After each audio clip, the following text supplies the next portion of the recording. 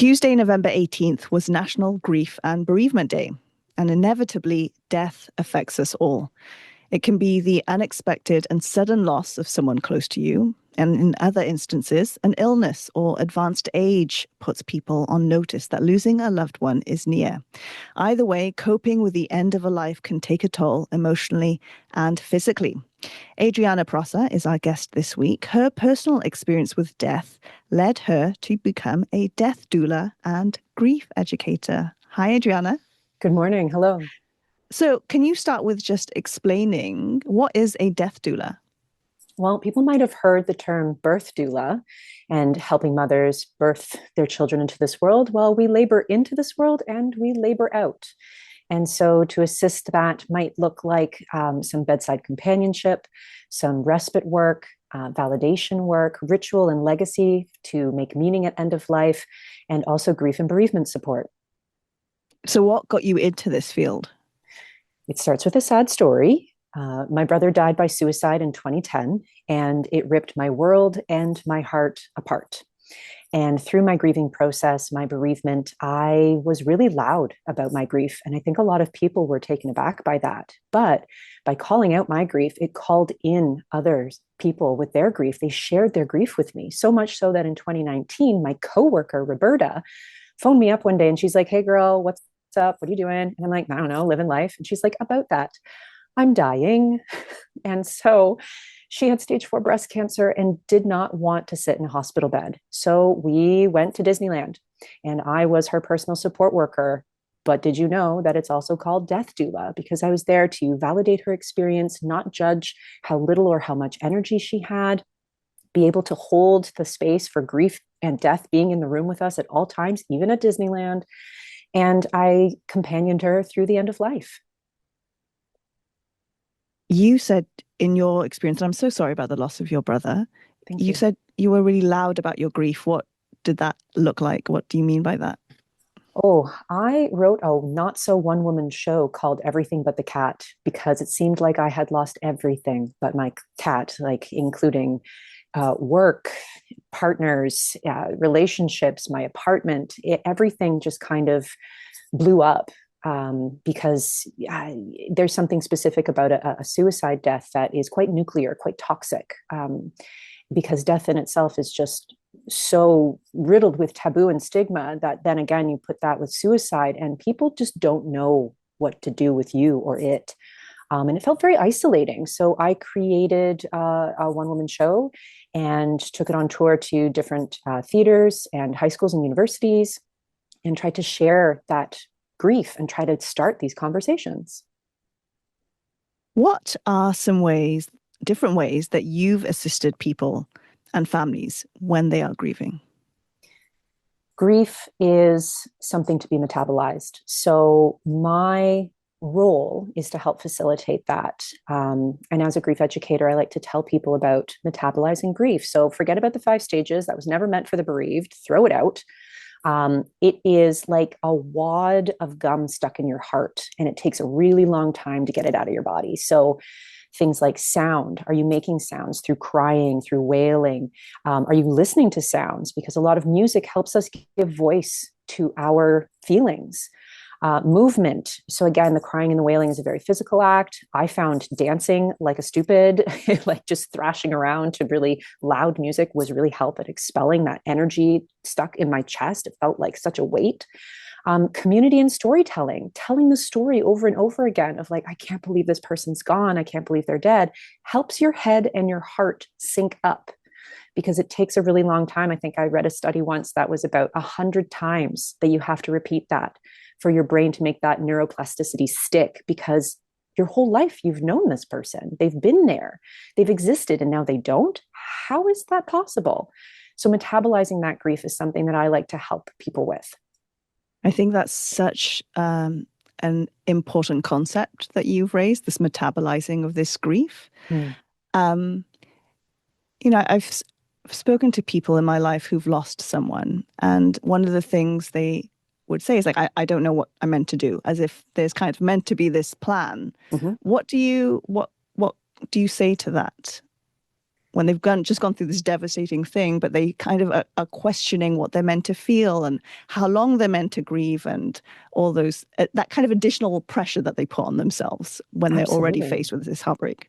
Yeah. And I think that's that narrative of the 5 stages of grief, of something being a checklist or linear, and that they themselves are like, oh, I don't resonate with that at all. That doesn't seem, am I supposed to checklist? Am I supposed to be over it now?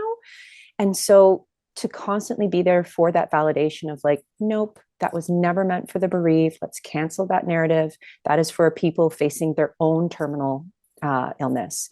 And that can be quite helpful for people facing their own death. And it might resonate with some grief, with some grievers, but for the most part, I think the metabolizing structure and framework is a good sandbox to play in, because there's no checklist.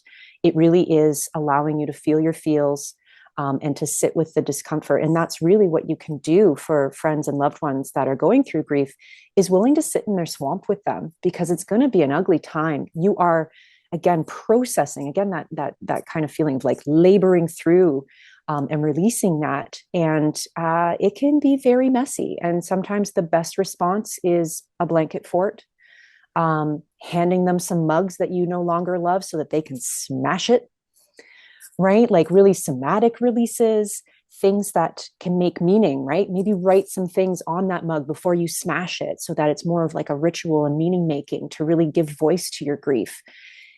Grief just needs to be expressed, like a cough, a fart, or a sneeze. It needs to be let out. What should we not say to someone who's experiencing grief and is expressing pain? Oh, okay. Well, I have opinions. I don't know if you've ever heard, well, they're in a better place. And it's like, no, they're better. The best place they had was with me here. I gave them the best. They were my best. So get that out of there. Um, it's, I don't really like, and I've talked about this on social media, about the idea of, I just don't have the words. And it's like, that just stops conversation right there.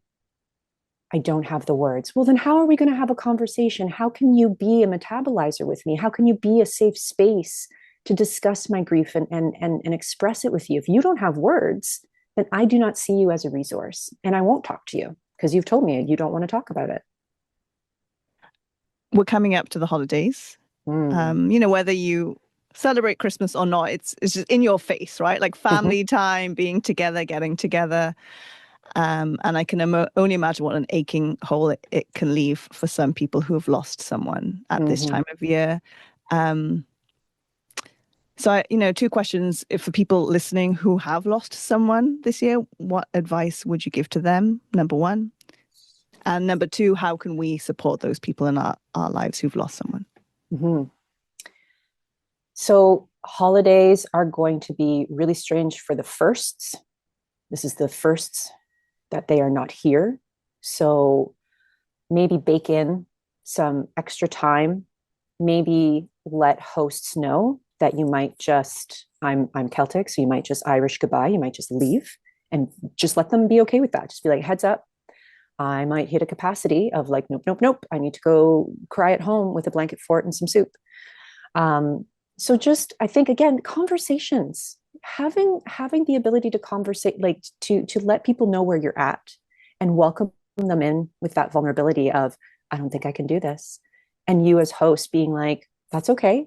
If you want to show up, take a vibe and see if it's for you. Amazing. I also have the upstairs bedroom. You can just, have a brief moment, and or maybe make new rituals. Maybe there's something new. In the first year for Christmas in my household, when my brother died, it was a very different Christmas, and that's okay. We don't have to pretend. I think the pretending is even more exhausting. And so, again, I think the big takeaway today is just start talking. And again, outside of all of this, if we can, before crisis, before death anxiety, and before grief, we can start planning and talking about death in a way that is calm and filled with warmth, and have that pre-planning, right? Like there's so many things out there that can support us. Death tech is really meeting us where we're at right now. People are having this death positive movement, and that's not yay, yay, death. I don't think we're ever going to get there, and that's fine. But I think death positive is like today's like the modern memento mori. There was this big thing of memento mori in Victorian times. Remember, we all must die.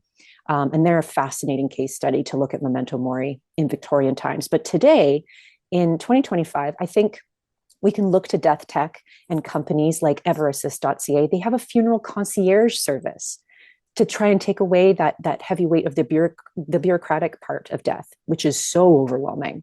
And if we can take that off our plate, then we can focus on the grief and the lasts and the memorials and the living funerals and making beautiful legacy projects.